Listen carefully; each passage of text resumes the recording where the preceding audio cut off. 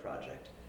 Our mission, we're trying to aim to impact as many lives through volunteer effort of planting, picking, and rescuing. And the rescuing is a really big part. I don't know if you're familiar, we'll talk about it later, that we glean produce from a couple area ShopRites in addition to just growing the produce we grow. So these are kind of our main points. We want to provide fresh and healthy produce to those in need, and that's super key. When I go into schools and I talk about food drives and helping people with hunger, I ask the students, what do you see in that box at the food drive? Like cans of this, cans of that. Never, for logistical reasons, no one's bringing in fresh produce. So the fresh and healthy part is really key to us. Educating people, all generations, about hunger and ways to help.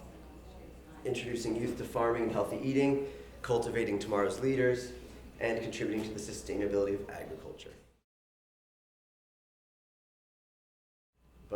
So gleaning is rescuing produce that would otherwise go to waste.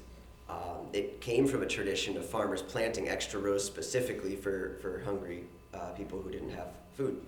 But now it's changed. We're not just growing extra rows, we're collecting from ShopRites in the area. Every day we have volunteers pick up produce that would go to the garbage. The sell-by date is passed, but the use-by date is not. So we collect it we do it from 2 ShopRites, and we get almost 100,000 pounds of food a year. And then the volunteers bring it out to food pantries and soup kitchens as well.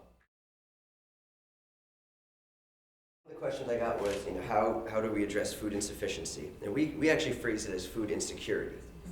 It is an insufficiency in that you're not getting enough, but insecurity in the sense that you can't always access it. It's not a steady supply.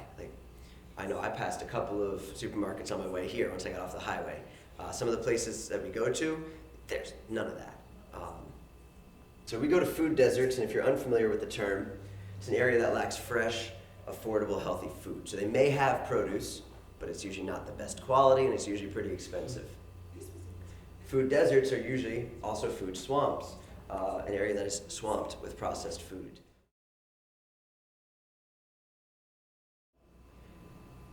How do we sustainably help? We're not just bringing food into these neighborhoods, we're bringing people from these communities, and Grow Row pays for the buses to bring them out to the farm. They help harvest, and then the next day the food they helped harvest is distributed in their community. So, it's that sense of ownership, not just of receiving a handout, but of going out and putting the sweat equity in to then help feed your community. Cool. So we work with the food bank, the free farm markets, and as you have seen, and we're actually, many of you may know Julie Rusin, or if not, she is the program director, and she helps coordinate a lot of the volunteer groups. She's setting up a bunch more free markets this year. We're expanding into Pennsylvania. At least she's been working on it. Because it's nice when we send it to the community food bank, but then they're part of Feeding America, which is a huge national network of food banks. Whereas this really helps keep the communities engaged. Like the people who are getting the food are interacting with us, we're interacting with them, and CHIP's really big on that sense of dignity and not just receiving food from somewhere, but kind of working with people to get your food.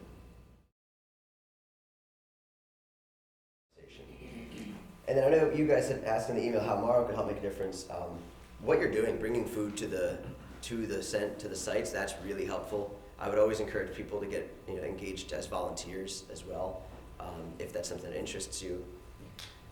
Again, just kind of getting a discussion going with people about hunger, kind of taking the stigma down. This big field right here is 22 acres, and that was all corn last year. And we picked it in 1 week with the help of volunteers. There was 3 days out of that 5-day work week where we filled 2 tractor trailers to the brim with pallets of corn. And each tractor trailer carried 100,000 pounds of corn out. So it's really incredible, the amount that gets accomplished because of volunteer help. There's me and 3 other farmers. There's no way we could have picked 22 acres of corn in a week. So that meal gap, where the level for getting some support is here, but really up here is where you need to be. So we aim to fill that. So, helping mind the gap, as they say, by, I think, making people aware that not everyone who's hungry is super poor. Not everyone who's hungry lives in cities, bless you. If you look at hunger maps, some of the poorest, hungriest areas in New Jersey are rural southern New Jersey. So every year we have to raise $1 million to fund this. We get some sizable grants from Robert Wood Johnson and a few other places like that. We also, when corporations come out to volunteer, they typically make a donation as well. And we don't take government money, like there's no direct subsidy for what we're doing, which is why every year CHIP has to make up that money some way or another.